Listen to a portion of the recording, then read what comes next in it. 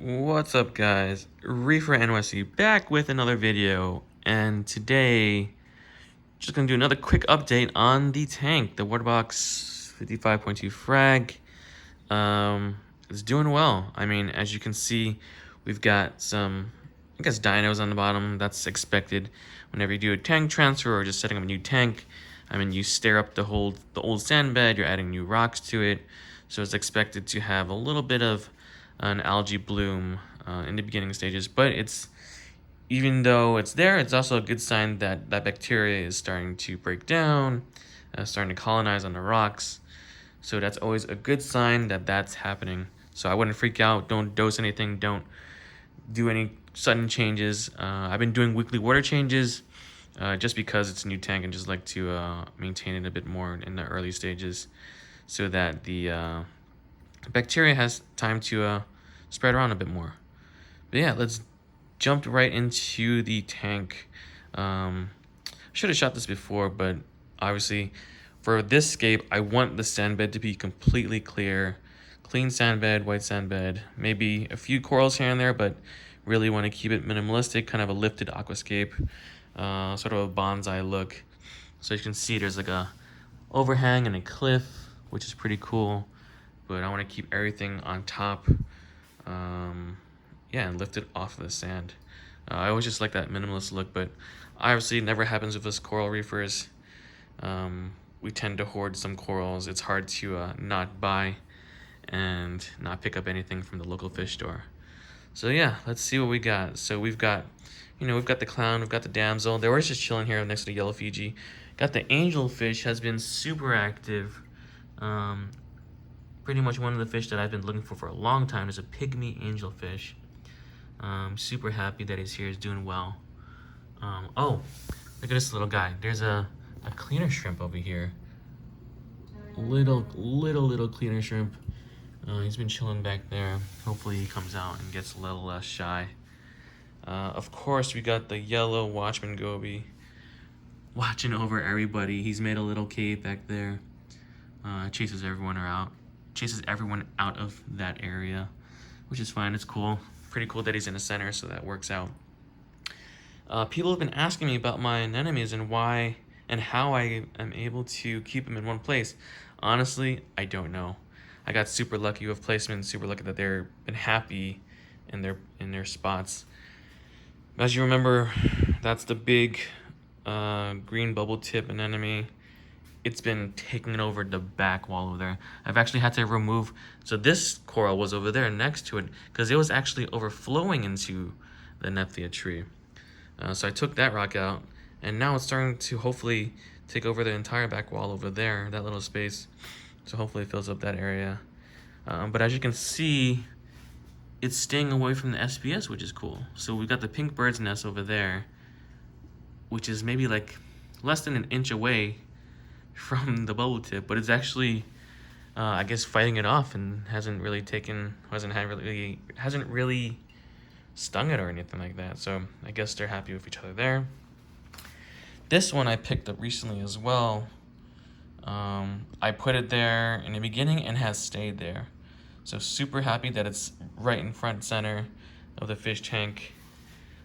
So that's cool that it's there. Hasn't really stung anything, or if it has, then we'll just move the corals around it. But obviously love the placement of that anemone in the center. Frags. Been selling them to some local reefers around here. Everyone's been super happy with their frags. So yeah, if you're in the New York area, let me know. Hit me up in the DMs. Make you a good package deal with some of these frags that I have. I had a candy cane that was in the Reefer 250. I moved it over here. Moved over the cloves. Hopefully they take over the wall, which looks pretty cool. But as you can see, man, this tank is packed. Got a bunch of zoophags back there, Favia, some SPS over there as well. Glued down some of the hammers and frog spawns down there, so we have a little garden or so. Looks pretty cool. Really happy with those. Fox coral looking super big today, which is cool. Candy cane, ton of heads back there. Sort of like the placement on the glass too, kind of fills it in. Maybe I have to buy some more clips. So that clip that's holding it is just a suction cup, I think for heaters. So they've been pretty cool holding up the single frags. So I might have to find more of those. I think they came with my Eheim heaters, but you know, super happy. What else? Pink's bird's nest, of course. Got the green bird's nest. Duncan coral. That was in my other tank, so I just moved it over here. Just give it more dimension to this tank. We've got the rainbow montes, Leptoceras, other bird's nests that I'm trying to heal from my friend's tank. Of course, Zoas and Pallies. Got the Gorgs, yellow Fiji leather, green leather. You know what's happening in this tank. But otherwise, super happy. I mean, if you guys, I guess we can go into the equipment again. Just a quick overview. Got the Illumagic Blaze X with the Vitamini LED. Super happy with the coloration on this. If you like more of the blue spectrum, definitely recommend. Right now it's 12:40 p.m. so this is like noontime for the tank. Obviously the iPhone lens is making it more blue, but if I put the orange filter lens on it, then you know you'll get some different colors popping out. But otherwise, I like the blue a bit more than the washed out white. It's just my personal preference. What else we got?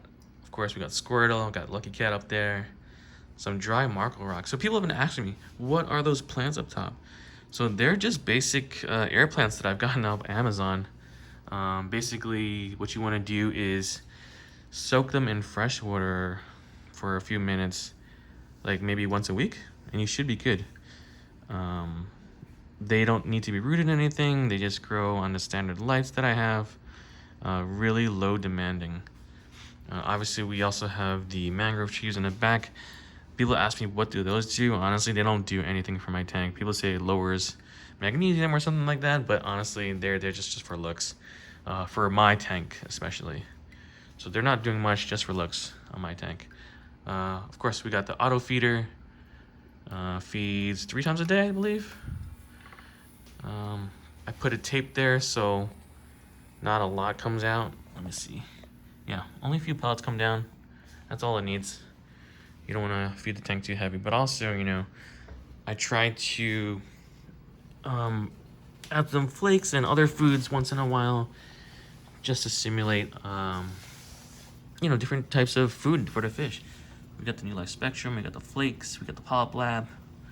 Obviously, powered by Polyp Lab, Sicce Algae Barn, of course. Let's see, what else? So we got the EKoral doser up there, connected to the Voss bottles. We're dosing Triton. So we got the B1, B2, B3A, and B3B. Gets routed all the way around into the return. Return pump, we got the Sicce Syncra SDC. Super quiet. Had to do a little bit of troubleshooting, but otherwise been quiet ever since. Been performing super well for me. We have the Red Sea cups. I replaced the filter socks, so I'm not a huge fan of them. So we got the filter cups by Red Sea.